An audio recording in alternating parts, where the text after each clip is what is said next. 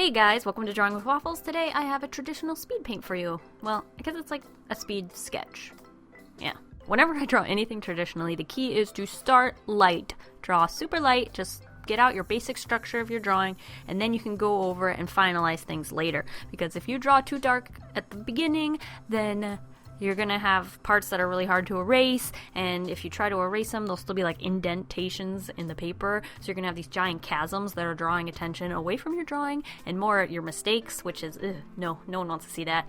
And, you know, it just adds a lot more interest to the piece because you have all these like light lines everywhere, and then you have the dark lines that are forming the finalized lines, and I think it just adds a lot more interest to the entire sketch overall. Also, if you notice, my hand is jumping around the paper quite a bit, and that is because I never really work on one part of the picture for too long, because if you focus on like just the face and like just the face for a little bit, and you know, you finish the face and it's perfect, and then you go to maybe like, let's say if it was this picture, you'd go down to the tentacles, and then you realize maybe the face isn't quite in the right spot by the time I'm drawing the octopus's head, because oops, I finished that part of the drawing, but now it doesn't fit well with the rest. So it's always good to like jump around in your sketch and, you know, just sort of work on it all as a whole and slowly darken the lines and slowly create your illustration. In the words of Jerry from Toy Story 2, you can't rush art.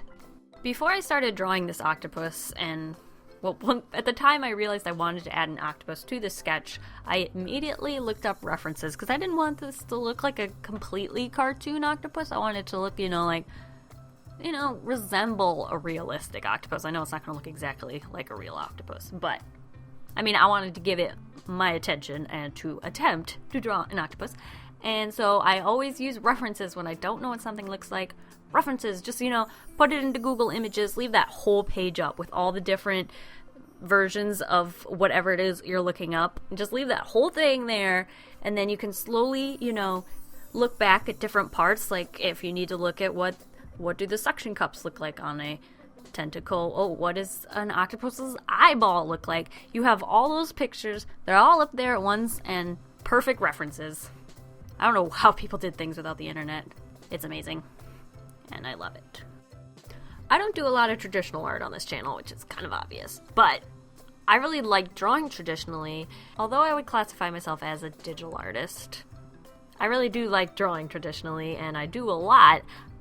But the one thing that separates it from digital art is that when I do draw something, and I like sit down to draw something, to, finish it, ink it, color it, whatever, by the time I'm done sketching it, I feel so attached to this sketch that I don't want to ruin it. I just spent, an hour and a half on it, and I'm like, I'm scared to destroy it. And because it's traditional, there's no undo button, and I love my undo button, and it's my best friend, and I feel like, I'm lost without him, and he needs to stay with me forever and join me in the real world because I'm lonely, and I'm afraid of messing up in life.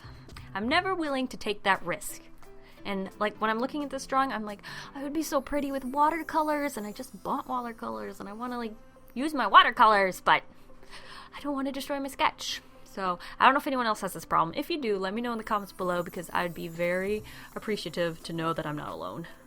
Well, anyway, if I get the guts to try and attempt this in watercolor, you'll see that in a video in the future. Well, I mean, if it turns out okay, if I destroy it, yeah, it'll probably never see the light of day. Anyway, I want to thank you guys for watching. We're nearing the end of this video. Let me know in the comments any videos you want to see in the future for, like, I don't know, tutorials or drawings or things you want to see me draw, things you want to see me do. I don't know. Let me know in the comments below.